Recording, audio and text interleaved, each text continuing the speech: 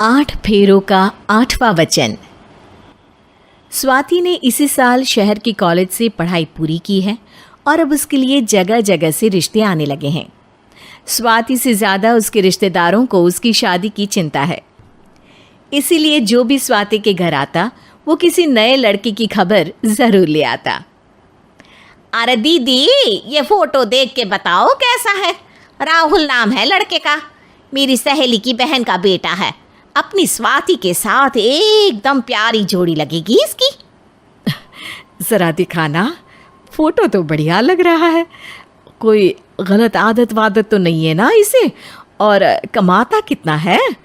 अरे कोई गलत आदत नहीं है दीदी, आप कहो तो एक मीटिंग करवा देती हूँ, फिर सब कुछ फाइनल कर लेना। हाँ हाँ, ये सही कह रही हो तुम। संडे को स्वाति के पापा भी घर पे ही रहेंगे। बुआ फिर वहाँ से चली जाती है और रात को स्वाति की माँ उससे कहती है, स्वाति बेटा, आज कमला बुआ ने एक लड़के की फ़ोटो दिखाई है।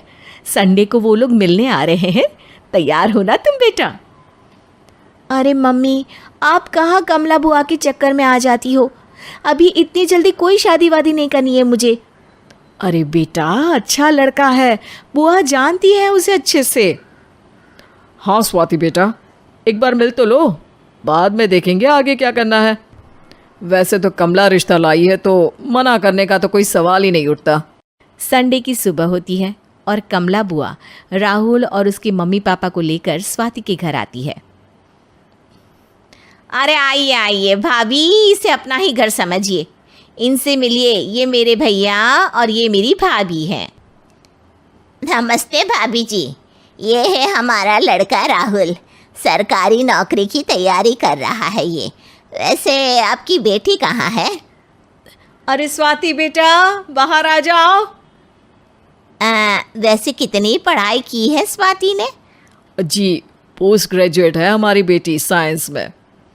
ये सब तो ठीक है, पर घर संभालना जानती है या नहीं? हमें कौन सी इससे नौकरी करवानी है, नौकरी तो मेरा बेटा करेगा ही। पर मैंने इतनी पढ़ाई की है और आप चाहती हैं कि मैं घर पर ही बैठी रहूं? अरे स्वाति बेटा, ये बड़ों की बात में तुम कहाँ बोल पड़ी। हम सब देख लेंगे क्या करना है क्या नहीं। हम तो इसी बात में विश्वास करते हैं कि घर के लड़कियां घर में ही रहे तो ज़्यादा अच्छा रहता है। वरना भाई साहब, आप तो आजकल के हाल जानते ही हैं, कितनी घटनाएं होने लगी हैं औरतों के खिलाफ। स्वाति बेटा, रसोई का काम तो पूरा जानती हो ना? शादी के बाद तुम्हें ही संभालना है वो सब। अरे बहुत अच्छा खाना बनाती है ये, आप सब लोग इसकी तारीफ करते नहीं थकेंगे। लो भाई, हो गई मीटिंग, अब शादी की तारीख फाइनल कर लेते हैं, क्यों भैया? भाई, हम तो पंडित जी से चर्चा करने के बाद ही तारीख फाइनल करेंगे। सालों से हम उनकी बातें मानते हुए आ रहे हैं।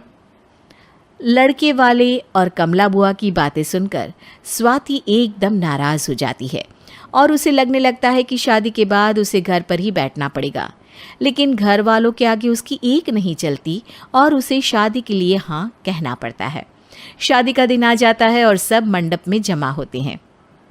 अब फेरों का समय हो गया है, अब कन्या अपने वर से 7 वचन मांगेगी। आप किसी धार्मिक आयोजन में जाए तो मुझे भी ले जाएंगे। आप मेरे माता पिता का भी बराबरी से सम्मान करेंगे, हमेशा मेरा साथ निभाएंगे। आपको दोनों परिवार की जिम्मेदारियां बखूबी निभानी होगी। हर ज़रूरी बात में मेरी भी राय लेंगे। आप सभी गलत आदतों से दूर रहेंगे। आप मेरे अलावा किसी और औरत से कोई गलत संबंध नहीं बांधेंगे। ये 7 वचन पूरे हुए, वर क्या तुम्हें ये सारे वचन मंजूर है? जी हाँ पंडित जी, मैं सारे वचन अच्छी तरीके से निभाऊंगा। अरे वाह वाह, बढ़िया तरीके से सब काम संपन्न हो गया। तो इसी के साथ विवाह संपन्न हुआ और आज से ये दोनों पति पत्नी हुए। 1 मिनट पंडित जी, अभी एक वचन लेना बाकी है। अब कौन सा वचन है बेटा? मैं अब हमेशा के लिए किसी दूसरे घर में जाने वाली हूँ, तो पति के अलावा मैं अपने सास ससुर से भी एक वचन लेना चाहूँगी। अब कहो बेटी। मैं ये चाहती हूँ कि मुझ पर किसी बात की कोई पाबंदी नहीं लगाई जाएगी। मुझे सब कुछ करने की आज़ादी होगी और मैं भी विश्वास दिलाती हूँ कि मैं एक अच्छी बहू बन के दिखाऊंगी। स्वाति की बात सुनकर उसके सास ससुर एकदम चौंक जाते हैं और कुछ बोल नहीं पाते कि उतने में कमला बुआ बोल पड़ती है। अरे बेटा, ये भी कोई कहने की बात है? रानी बन के रहोगी तुम तो। वचन देने से पहले सोच लीजिए, क्योंकि शास्त्रों में वचन ना निभाने वालों के लिए नरक से भी बदतर सजा लिखी है।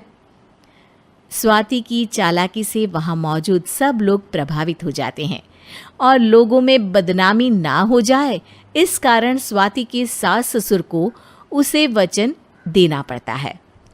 अरे कैसी अपशकुन वाली बातें कर रहे हैं आप पंडित जी।